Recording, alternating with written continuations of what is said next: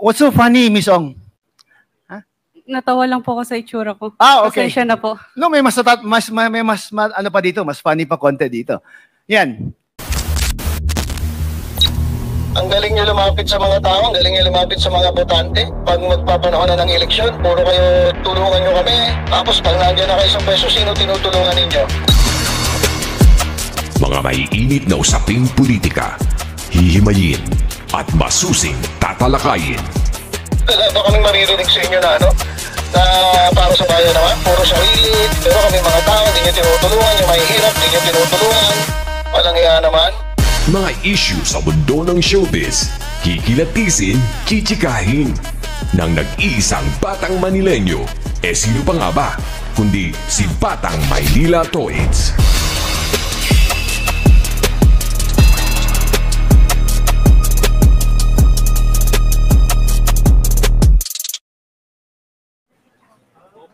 We have a list of interpellators, no? But bago yan, tanungin ko muna si Miss Cassandra Ong. Miss Cassandra Ong, kamusta ka na? Kamusta na ang iyong health? Good afternoon po, Mr. Chair. Okay lang po. Okay ka na? Yes po, yung Mr. blood Chair. pressure mo, hindi na bumababa? May Okay. maintenance naman po. Okay, sige. Kasi yung huli na hearing natin ay medyo nagkaroon kayata ng hypertension, di ba? Kaya hindi tayo natuloy doon sa pagtatanong. No? Kung naalala mo lang na yung huling nandito ka, tinanong kita kung saan ka nag-aral. Yun ulit ang tanong ko sa iyo ngayon. No? Saan ka nag-aral? Sa Pilipinas po. Sa Pilipinas. Opo. Anong school? Chinese school po. Chinese school? Opo. Saan? Sa Binondo. Sa Binondo? Binondo Chinese School. Anong pangalan ng Chinese school? Manila Patriotic. Yung last po ba? Ba't marami ka bang pinasukang eskwelahan? Sa elementary muna. Sige, sa elementary. Saan ka nag-aral? Elementary.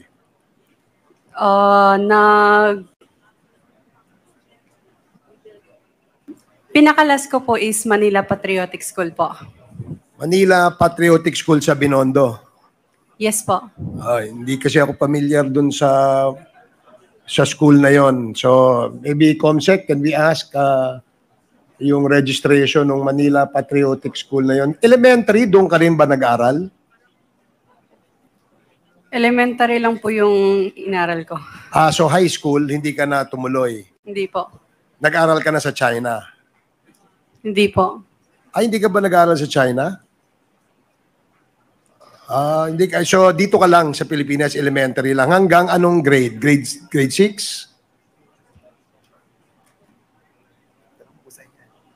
Grade 6? Hindi po yata natapos eh.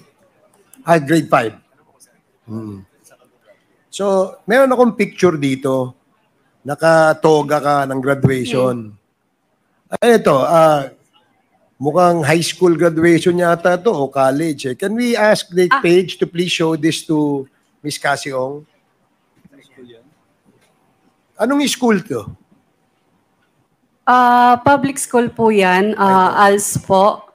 Pero po, hindi po yan natapos. Bali, parang pumunta lang ako ng ilang beses. Pero yung ALS, di ba, high school yan? Di ba yung pang high school yung ALS, di ba? Parang alternative learning system, di ba? So, meron kang, nakarehistro ka sa DepEd na nag-avail ka ng ALS. hindi ko po sure, Hindi. Mr. Chair. Kasi, paano ka naka-enroll sa ALS kung hindi ka, kasi pag nag-enroll ka, syempre, mariregister yung pangalan mo ron, di ba? Di ba? Opo.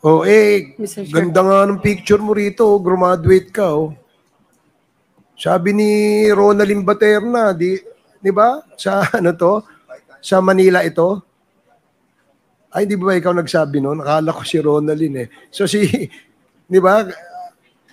High school graduation picture niyo to. So sa ALS po yan, Mr. Chair. Tapos, Nakipicture lang po ako dyan.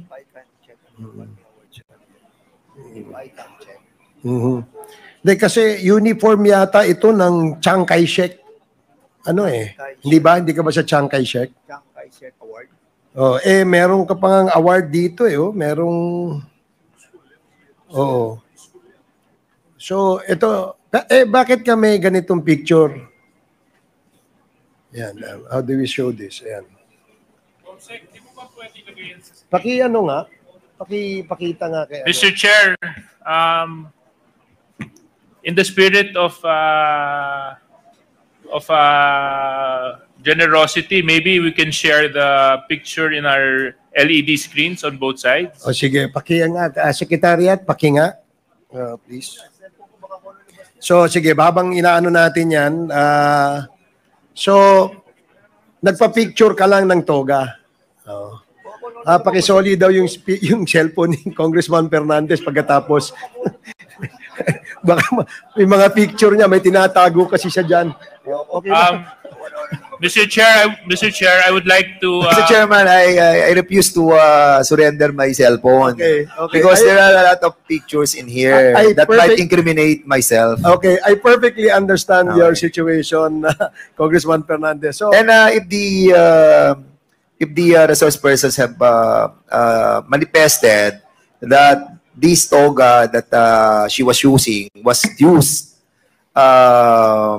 not really as a manifestation of her being a graduate of that school, then we tend to believe her. Okay. So, no more taking this picture and be put in that monitor. Mr. Chair, okay. Yes, Congressman Nakop. nung una po, may mga impormasyon si Honorable Fernandez na hindi ko alam eh. Ngayon, ito na naman. May kung si Madam Cassie ang nagpadala sa kanya ng picture na yan?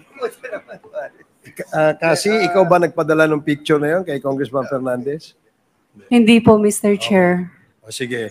So, gaya ng tanong ko kanina, nasagot mo naman, sabi mo naman ay elementary, no? Pero yung picture na yan pang high school, nagpa-picture ka lang. Di ba? Okay. Saan mo ginamit yung picture na yan? Na naka-toga ka? Wala lang, para lang meron ka lang profile pic. Bali po, I think graduation po ng ALS yun. Tapos pumunta lang po ako. Tapos sakto may dang. So sumali ka lang sa picture. Opo. Oh. Tapos, pero hindi mo natapos yung ALS mo. pumasok lang ako. 2 beses, 3 beses kasi gusto ko lang po i-try. Natatandaan mo yung pangalan ng teacher na napasukan mo? Ma'am Daisy? Daisy. Opo. So wala ka ring teacher na Rubilin ng pangalan? Wala, no? Sige.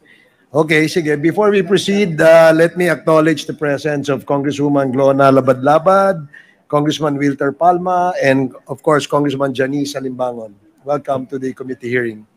Now, Ms. Casong, upon questioning kanina on your educational background po, a photo was shown by the chairman. Actually, somebody also sent me several photos. Similar din po, no? Was it a graduation or naki-post ka lang to show na you graduated po? Again po, Mr. Chair, nakipicture lang po ako. Naki-picture lang? Opo. Oh, okay. But it was a graduation party? Graduation po ng ALS yun. Yung ALS, oo nga. Opo. May mga kaibigan ka doon sa ALS na yun? To be honest, hindi ko na sila masyado kilala now. Pero at that time, meron ba? Kasi nakipicture ka lang sabi mo. Meron siguro, Mr. Chair. Okay, now if I could just show some of the photos kasi pinadala lang sa akin it was sent to me through my messenger. I checked the account. Medyo fake Yan, that's a graduation photo. But that's an ALS graduation, sabi mo? Not a school graduation. Opo. Okay, how about another picture po? Dalawa yun sila. May isa pang picture dyan. Another picture po. It's the same occasion? Yes po, Mr. Yung Chair. kasama mo, nakipicture lang din na ALS graduate or something? Siguro po sila graduating po. Also siya, hindi mo kilala, picture lang. Possible kilala po, pero Okay. Because there's a heart, you can't see the face. No? yes po. Okay. How about the other pictures? Kasi graduation party, I know the background was like, congratulations, etc., etc. What's so funny, Miss Ong? Natawa lang po ako sa itsura ko. Okay. Pasensya na po. No, may mas ano pa dito, mas funny pa konti dito. Yan. Is that the same graduation po ba? Kasi sa likod na is happy graduation or something. Yes po, Mr. Chair, same. That's the same. Do you have a business na cafe? When you were questioned by Congressman Pimentel before, sinabi nila may business ka prior to Whirlwind. May negosyo ka, no? Before Whirlwind. Meron po. Cafe to or something. Oh. Hindi naman siya like siomai or nothing like that. Hindi. Hindi po. Okay, so Alam hindi mo ko na to po yung business ganito. itong isang picture na to. Sorry pinadala lang to sa akin ha. Yan, hindi yung picture. Is that you? Yes po, Di Mr. ba ba yung Chair. kulay ng book mo Opo. Okay. Bali, manager po ako dyan. Manager ka dyan. Anong place Sa yan? Marikina po. Marikina. Opo. Okay, so you went from there to Whirlwind. That's a big leap, ha? Ang laki ng leap niyan, ha? I'm sorry. What's... I didn't know. I didn't look for it myself. It was sent to me, ha? Ikaw ba nagpadala landan? And okay, anyway. Thank you, Mr. Chair. That's all for my questions, Mr.